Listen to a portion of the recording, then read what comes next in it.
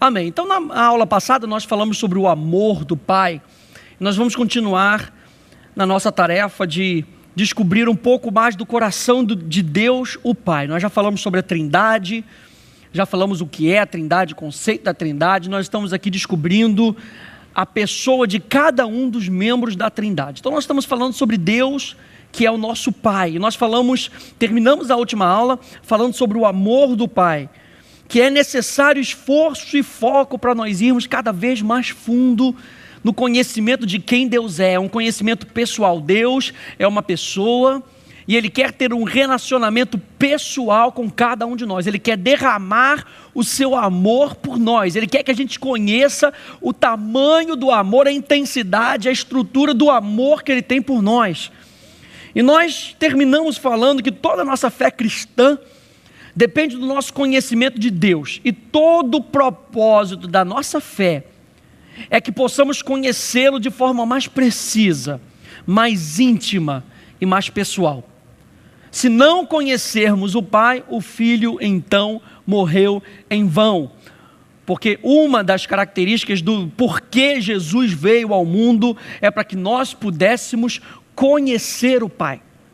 O coração do Pai, a vontade do Pai. Tudo que Jesus fez foi baseado na vontade do Pai, no propósito do Pai, do plano do Pai.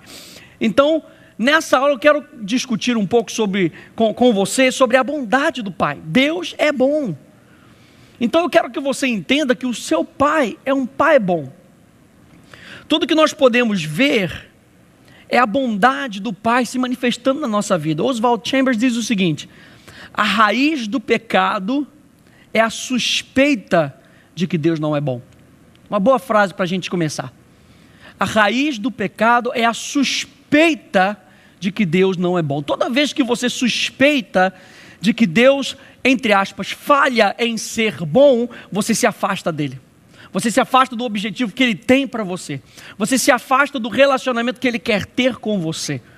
E o Salmo 31, verso 19, na NVI, vai dizer o seguinte: como é grande a tua bondade, que reservaste para aqueles que te temem, e que à vista dos homens concedes àqueles que se refugiam em ti. Então, qual é o propósito da bondade de Deus? Deus quer com que você entenda a bondade de Deus, para que outras pessoas possam ver quem Deus é através da sua vida. Deus quer que você experimente toda a sua bondade, para que outras pessoas, ao olharem para a sua vida, possam reconhecer que Deus é bom. E você sabe que a humanidade, ela está olhando para nós cristãos, esperando ver a bondade de Deus. E somos nós que mostramos para os homens quem Deus é. Jesus veio em carne e a Bíblia diz que aqueles homens viram a glória de Deus. Hoje, a humanidade vê a glória de Deus através dos filhos de Deus, que somos nós, os que cremos em Deus, aqueles cuja fé está em Deus. Então a bondade de Deus foi reservada para nós, e esse é o momento em que nós que cremos devemos acessar essa realidade, pois foi conferida a nós para que todos possam ver. Isso demanda a nossa fé, gente. Nós cremos que Deus é bom. Então a nossa fé, na realidade, é a nossa conexão com a bondade de Deus.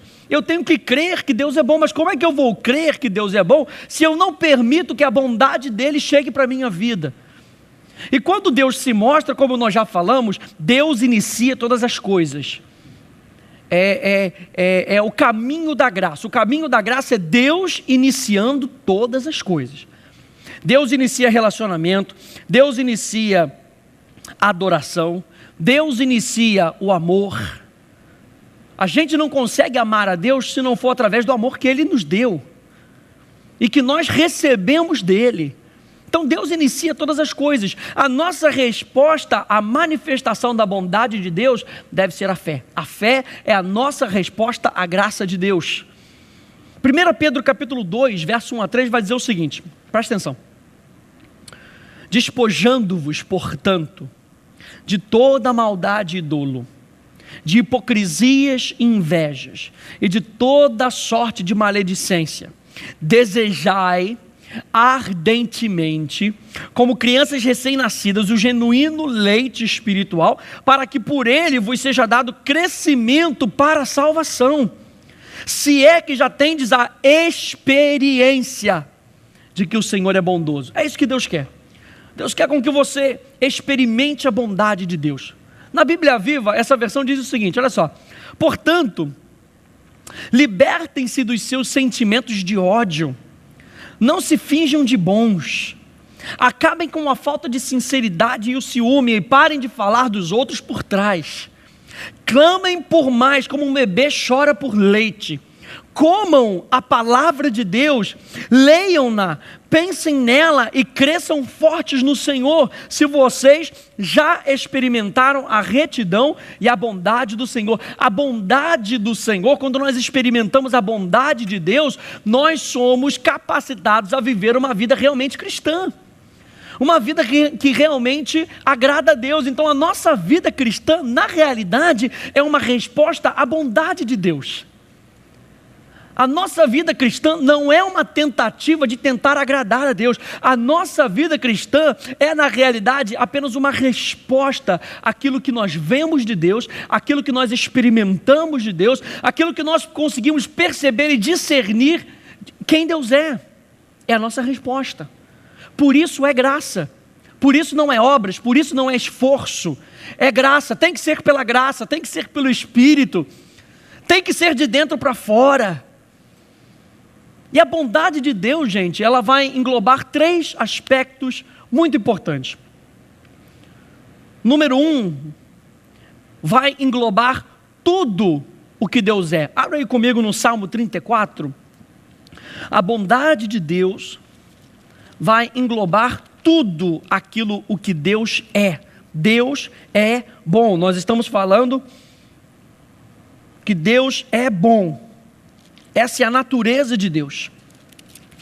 Salmo 34, do verso 1 ao verso 8, vai dizer o seguinte: bendirei o Senhor em todo o tempo, o seu louvor estará sempre nos meus lábios.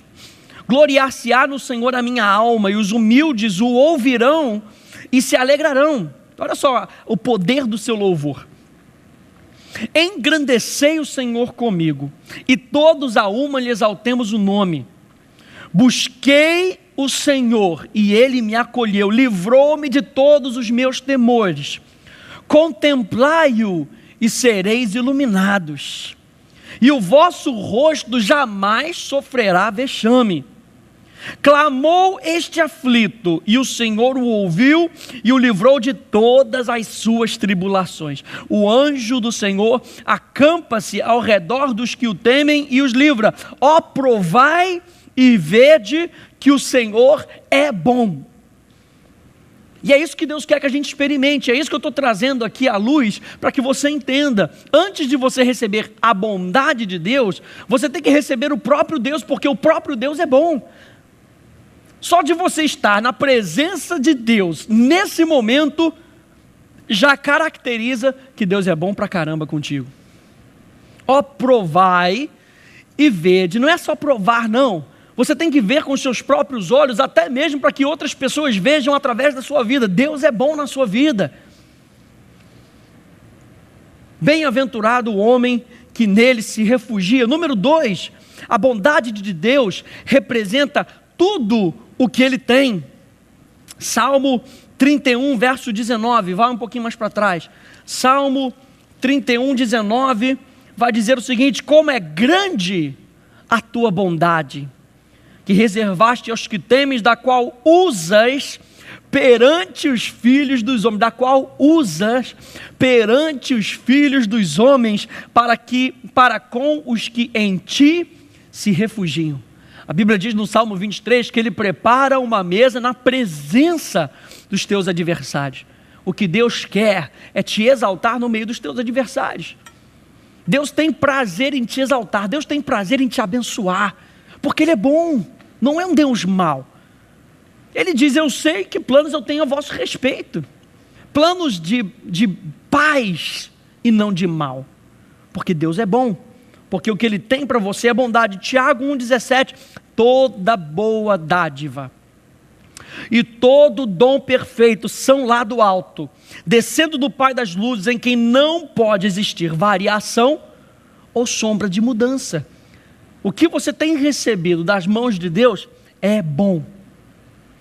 Toda boa dádiva.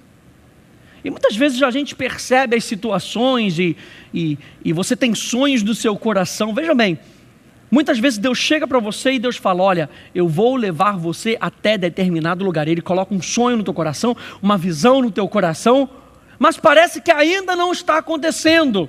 Sabe por que ainda não está acontecendo? Muitas vezes é porque Deus é bom. E Ele sabe que você precisa amadurecer para chegar aqui nesse estágio onde Deus implantou o sonho no teu coração, de chegar aqui. Mas para chegar aqui, Ele vai te levar aqui, até chegar aqui, para que você possa suportar tudo o que esse cargo demanda da sua vida. Às vezes maturidade, às vezes mais sabedoria, às vezes mais conhecimento, e Deus vai fazendo com que a sua vida progrida e avance. E as pessoas olham para a situação e veem: não, Deus não está fazendo nada acontecer, não está acontecendo. Não está acontecendo. Deus, nós já falamos em módulos anteriores, actos puros. Deus está sempre agindo. Deus não está dormindo. Ele não dormita o guarda de Israel, que diz a palavra. Ele não dormita, ele não dorme, ele não descansa. Ele está agindo para você que nele espera, que nele confia. Os planos de Deus não podem voltar para Ele vazio. Isso quer mostrar para a gente o quão bom Ele é na nossa vida. Deus que trabalha para aqueles que nele esperam. Enquanto você dorme, Ele está trabalhando por você. Salmo 34, agora volta mais um pouquinho lá, a partir do verso 9 até o verso 12. Temei o Senhor, vós os seus santos, pois nada falta aos que o temem. Você lê um pouquinho antes que a bondade de Deus, ela vai se revelando para aqueles que o temem, para aqueles que desejam mais de Deus, para aqueles que querem mais de Deus. Se você quer mais de Deus, isso deve estar no teu coração: Deus é bom para mim. Temei o Senhor, vós os seus santos, pois nada falta aos que o temem. Os leãozinhos sofrem necessidade e passam fome, porém aos que buscam o Senhor, bem nenhum lhes faltará. Vinde, filhos, escutai-me, e eu vos ensinarei o temor do Senhor. Sabe por que Deus quer te ensinar o temor do Senhor? Porque Ele quer ser bom para você, aleluia. Porque Ele só pode manifestar a sua bondade para aqueles que respeitam a Ele. Se há falta de respeito, não haverá manifestação da bondade, apesar de Deus ser bom. Ele não vai poder usar o canal que Ele mesmo escolheu, que é o respeito, é o temor, para que a bondade de Deus se manifeste. E Ele diz aqui: vem filhinhos, eles chamam filhos, vem filhos, não é escravos, não, vem filhos, não é servos, vem filhos. Escutai-me e eu ensinarei o temor do Senhor, porque é através do temor do Senhor que nós buscamos a Deus, e é através dessa busca, da nossa fome, que Ele manifesta a sua bondade de maneira irrestrita na nossa vida. Vem, e eu vos ensinarei o temor do Senhor. Quem é o homem que ama a vida e quer longevidade para ver o bem? Você quer longa vida para ver o bem? Vem que eu te ensino o temor do Senhor. Vem que eu te ensino o temor do Senhor. Nosso Deus é maravilhoso. Maravilhoso. Quando você busca um Deus bom, você recebe coisas boas. Número 3. A bondade de Deus representa tudo o que Ele deseja fazer para nós. Jeremias capítulo 29, verso 11 na Bíblia Viva, diz o seguinte: quem sabe dos meus planos sobre vocês, sou eu mesmo. São planos de bem, não são planos de sofrimento. Eu lhes darei aquilo que mais desejam, um futuro de paz em sua própria terra. São planos de bem, porque nosso Deus é bom. Tudo que Ele tem para dar para nós é bom. Tudo que Ele deseja fazer por nós e para nós é algo bom. Ele faz tudo conforme a sua natureza, conforme Ele é. Deus, para criar algo, Ele usa a si mesmo como padrão. Por isso Ele diz: façamos o homem à nossa imagem e semelhança. Deus não criou o mundo do nada. A Bíblia diz que tudo foi formado através do Filho, por causa do Filho, para o Filho. O padrão de todas as coisas é Deus, o Filho. Deus olha para o Filho e conforme o Filho, Ele decide criar a humanidade. Você foi criado segundo o padrão do Filho. Deus é tão bom que Ele não criou você do nada, Ele criou você segundo o padrão do Filho. Quando você olhar para você como uma nova natureza, você tem que ser capaz de ver o Filho, porque Deus é bom e Ele criou você no padrão do Filho. Tudo que Ele cria é com base em si. Ele é o início de todas as coisas. Tudo vem dEle. Olha só, tudo vem dEle. Salmo 69:16, responde-me, Senhor, pela bondade do teu amor, por tua grande misericórdia, volta-te para mim. Deus é maravilhoso. Vai lá comigo em Efésios capítulo 2. Efésios capítulo 2, verso 1 a 7. Vamos ver um pouquinho dessa bondade de Deus aqui no Novo Testamento, que maravilha. Efésios capítulo 2, verso 1 a 7 diz assim: Ele vos deu vida.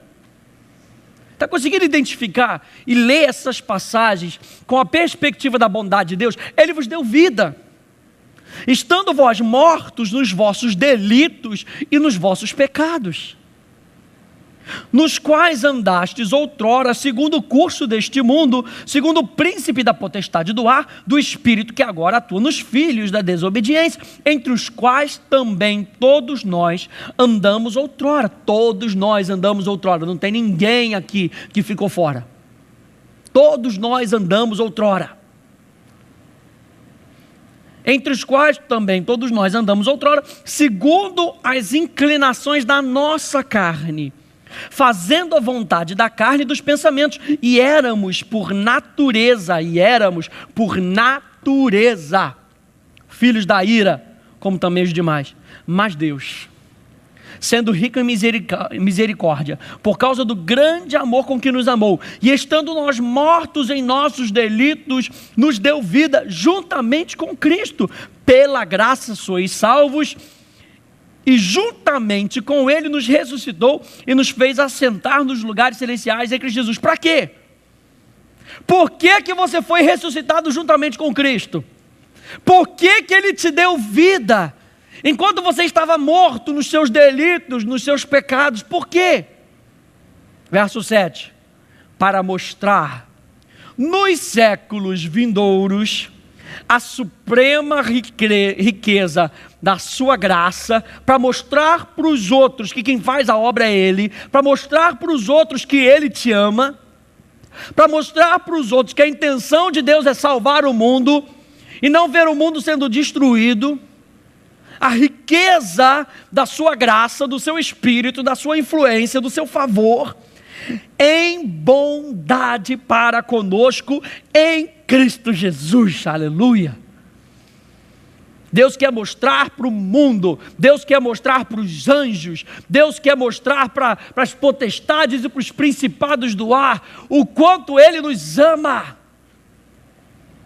Por isso o próprio Deus, o Filho, veio e morreu por nós, para mostrar para o mundo o quanto nós somos importantes para Ele.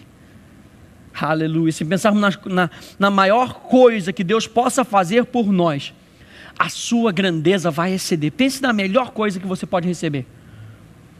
Pense no melhor carro que você pode comprar. Pense na melhor casa que você pode adquirir. A grandeza de Deus excede todo e qualquer pensamento humano. Sabe por quê? Porque não há limitações em Deus. Quem é que limita Deus? O nosso conhecimento de quem Ele é. As nossas experiências muitas vezes. As nossas ideias. As nossas interpretações errôneas. Porque em Deus não há limitações. Ele é todo poderoso. Ele é todo poderoso, onipotente. Deus onipotente, não há limitações de força nele. Esse é o nosso Deus. Salmo 100. Salmo 100. Você não ama a Bíblia? A Bíblia é maravilhosa. Salmo 100.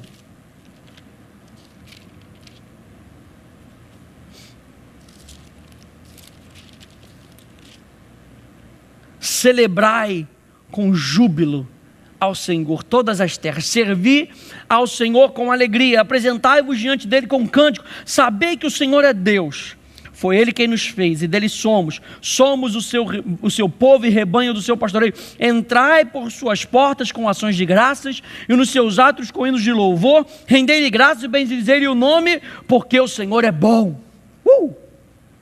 Porque o Senhor é bom e a sua misericórdia dura para sempre, e de geração em geração a sua fidelidade. O nosso Deus é bom. O nosso Deus é bom. Vamos ver aqui um pouquinho então. A gente está falando da bondade de Deus, mas vamos ver um pouquinho daquilo que como é que eu posso dizer? Que contribui para os atributos da bondade de Deus. O que quando a gente fala da bondade de Deus, você está falando, Rafael, que Deus é bom. Mas como é que eu posso identificar a bondade de Deus? Como é que eu posso dizer na minha vida que eu estou experimentando a bondade de Deus? Abra lá comigo em Êxodo capítulo 33. Como é que eu posso identificar essa bondade na minha vida?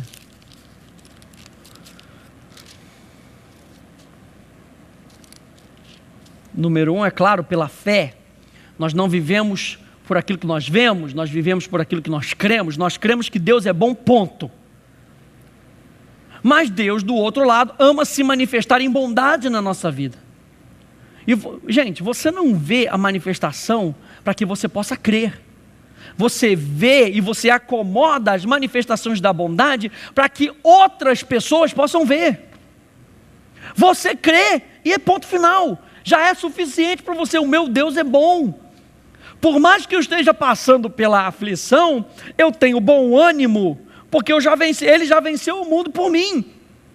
E começou a minha jornada, ele começou nessa minha jornada, abriu espaço para a minha jornada, para que eu seja conduzido em triunfo. Deus é bom, ponto final. Ninguém rouba isso do meu coração, já está aqui produzindo fruto. Mas aí Deus começa a se manifestar na sua vida, para que outras pessoas possam ver, porque eles não vivem pela fé, eles vivem por aquilo que eles veem.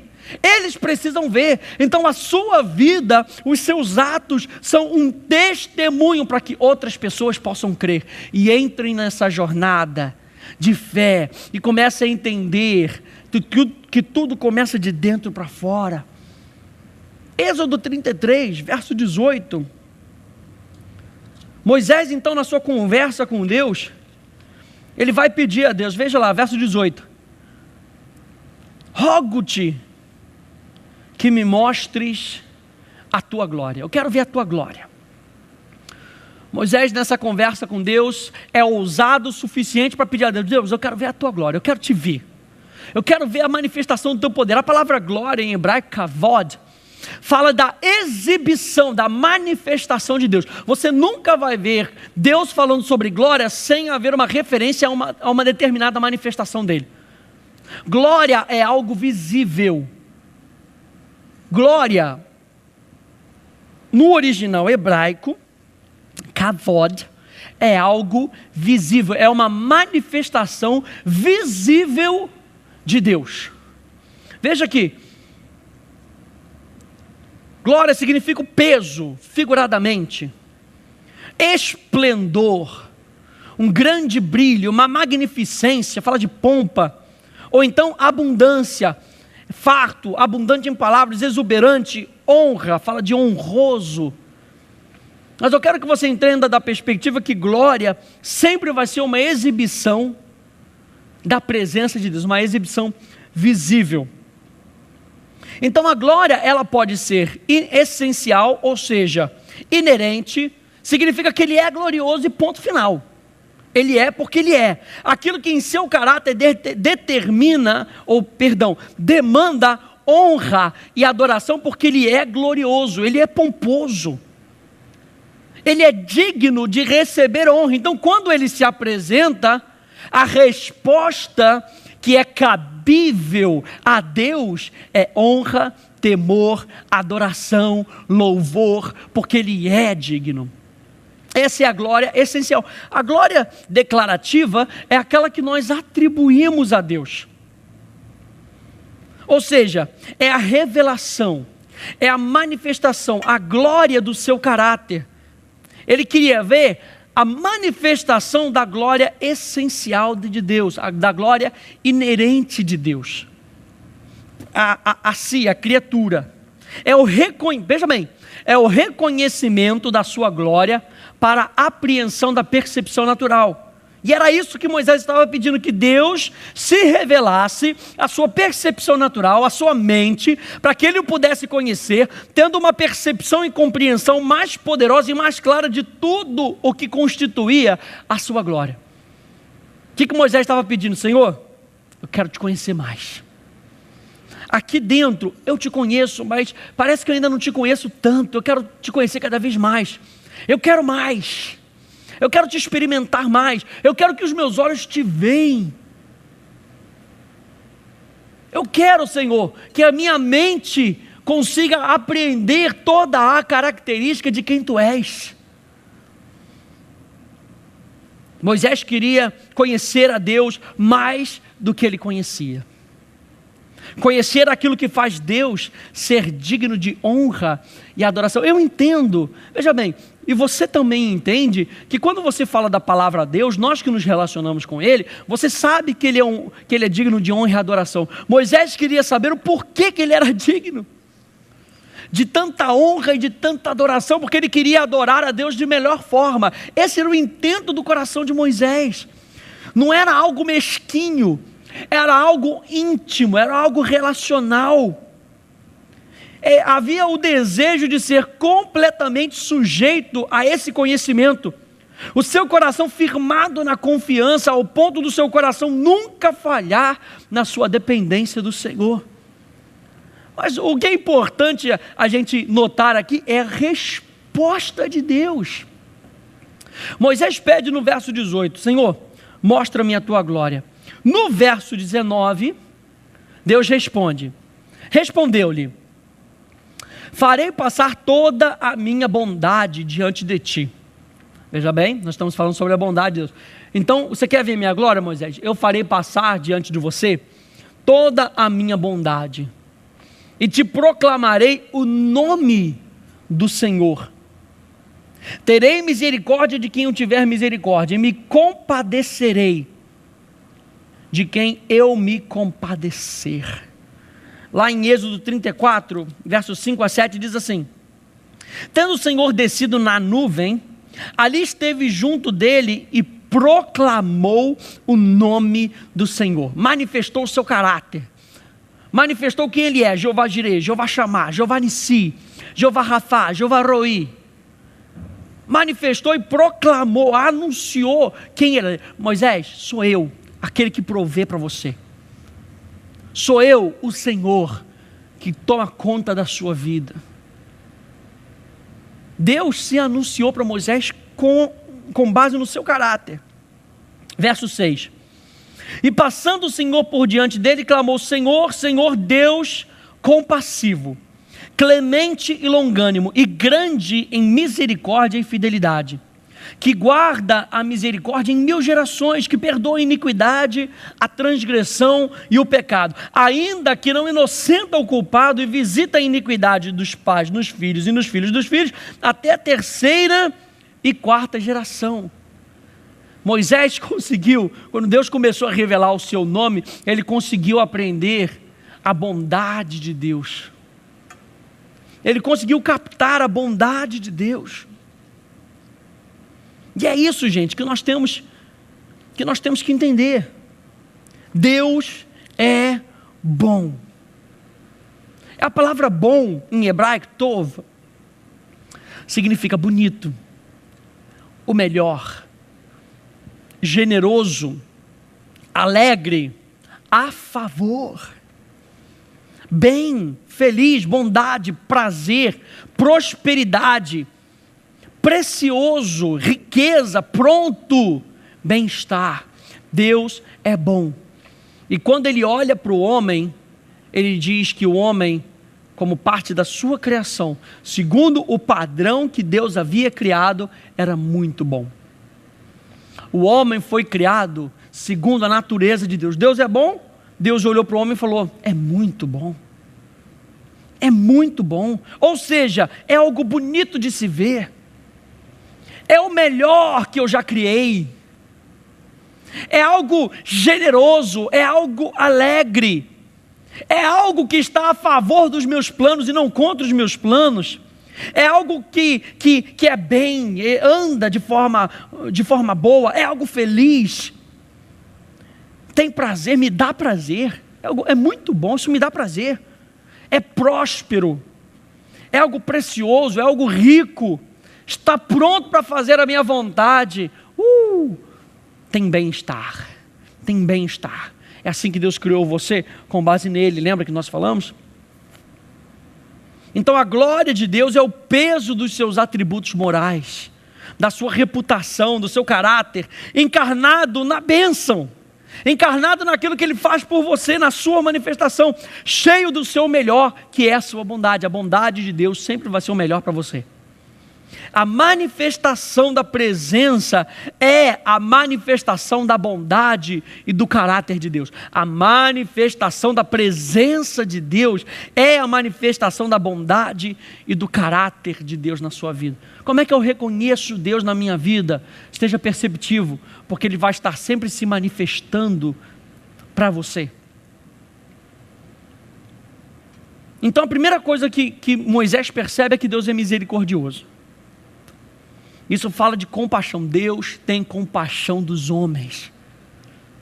Deus tem compaixão. Como é que eu posso reconhecer que Deus é bom? Veja o coração cheio de compaixão de Deus. A Bíblia fala que Jesus andava por essa terra e Ele tinha compaixão. E Jesus, movido por compaixão, curou aqueles homens.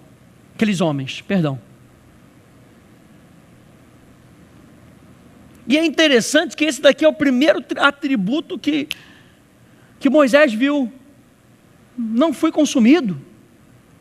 Isso é porque Deus foi misericordioso. Foi a primeira coisa que ele pegou. Deus é cheio de compaixão para conosco. É a porta de entrada no relacionamento entre um Deus todo-poderoso e a sua criação sempre dependente. Juízes capítulo 10, verso 15 a 16 vai dizer o seguinte: mas os filhos de Israel disseram ao Senhor: temos pecado, faze-nos tudo quanto te parecer bem, porém, livra-nos ainda esta vez, te rogamos. E tiraram os deuses alheios do meio de si e serviram ao Senhor. Então, já não pôde ele reter a sua compaixão por causa da desgraça de Israel. Veja que Deus estava lá em cima, se mexendo, Ele queria abençoar o povo. Mas lembra que nós falamos que a bondade de Deus, ela age conforme o temor, conforme o respeito. O que esses homens estavam fazendo? Eles estavam respeitando mais os outros deuses do que a Deus. E Deus falou: eu não posso me mover, porque vocês não estão me respeitando, vocês não estão dando honra devida ao meu nome para que eu me manifeste através desse canal. E eles, por toda a sua desgraça, eles entenderam: esses deuses aqui não são dignos de nada, vamos voltar para Deus. E Deus, se Ele fosse um Deus mau, Ele poderia virar para os homens e falar: mas espera aí, vocês não escolheram os outros deuses? Fica lá com eles. Mas o intento de Deus é se relacionar com o povo. É por isso que Ele escolhe Oséias. Oséias, se casa lá com a prostituta, para que você entenda como é que eu estou me sentindo. Mas entenda também, Oséias, que eu nunca vou desistir desse povo. Eu nunca vou desistir dos homens. Tanto é que Deus não desistiu dos homens, que Ele separou para si Noé e sua família, porque Noé era justo e temia ao Senhor.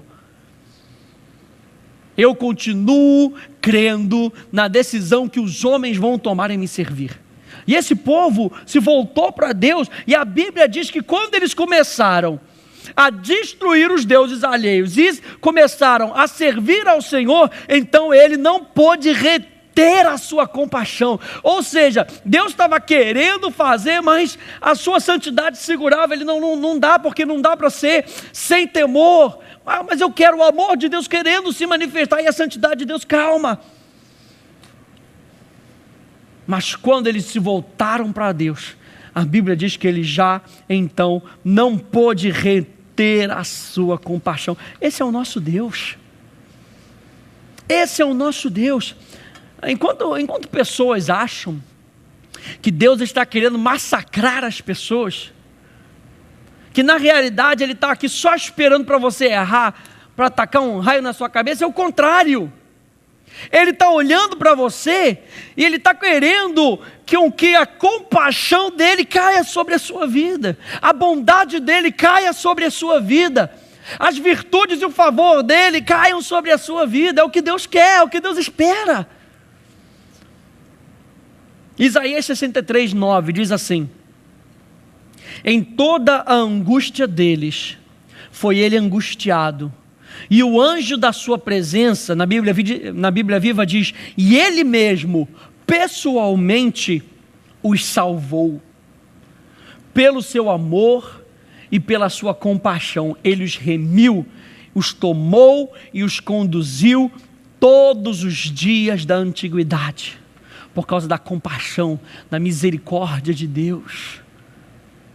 Essa é a porta de entrada, onde você e eu nos relacionamos com Deus, através da misericórdia de Deus, da compaixão de Deus.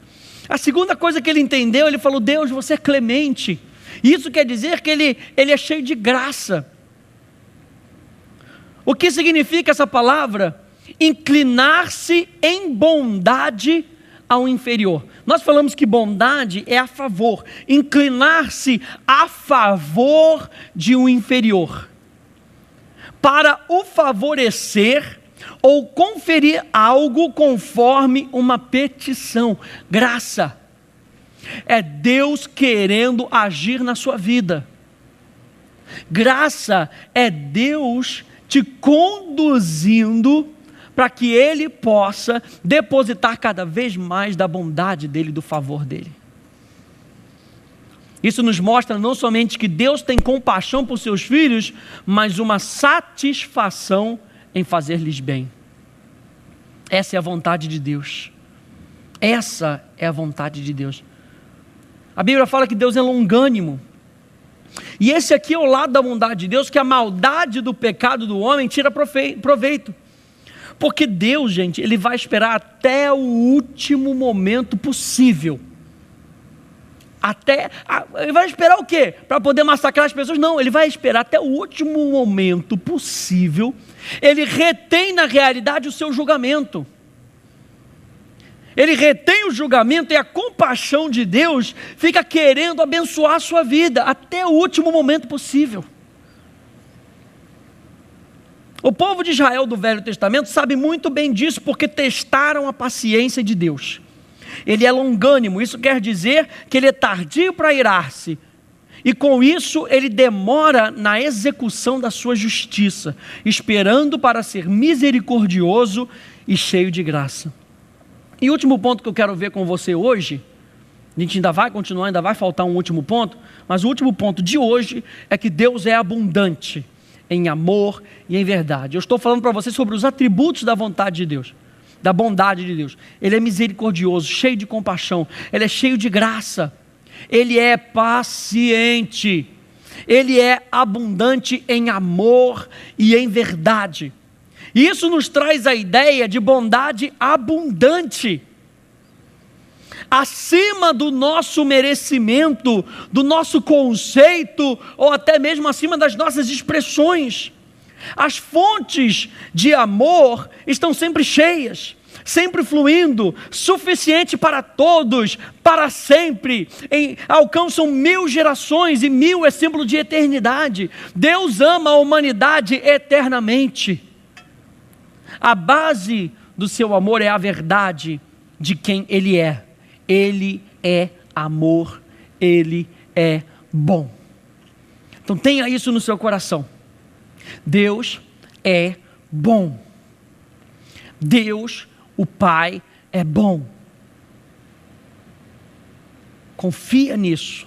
E você vai ver que a sua perspectiva, quando você lidar com Deus, vai ser diferente. A sua vida vai ser melhor, porque você entende que o Pai que te ama, Ele também quer fazer o bem na sua vida. Amém? Nos vemos na próxima aula. Deus te abençoe.